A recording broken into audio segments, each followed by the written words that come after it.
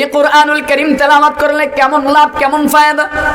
আব্দুল্লাহ ইবনে মাসউদ রাদিয়াল্লাহু তাআলা আনহু থেকে বর্ণিত, তিনি বলেন পয়গম্বর আকরাম সাল্লাল্লাহু আলাইহি ওয়াসাল্লাম ইরশাদ করেছেন, রাসূল বলেন, মান ক্বারা হারফান ফি কিতাবিল্লাহ, যে ব্যক্তি আল্লাহ তাআলার কোরআনুল কারীম থেকে একটা হরফ তেলাওয়াত করবে, একটা অক্ষর তেলাওয়াত করবে, ফালাহু বিহি হাসানাহ, বলে তার জন্য একটা উত্তম প্রতিদান, উত্তম নেকি রয়েছে।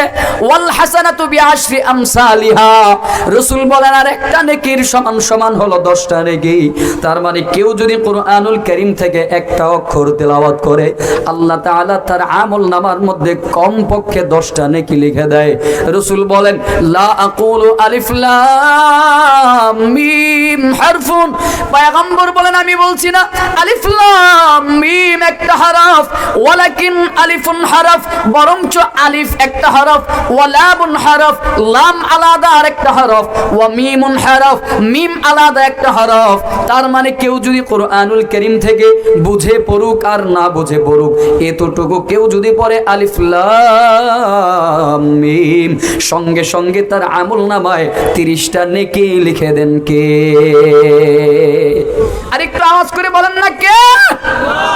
তাহলে পয়গম্বর আকরাম সাল্লাল্লাহু আলাইহি ওয়াসাল্লামের হাদিস কি সত্য না মিথ্যা?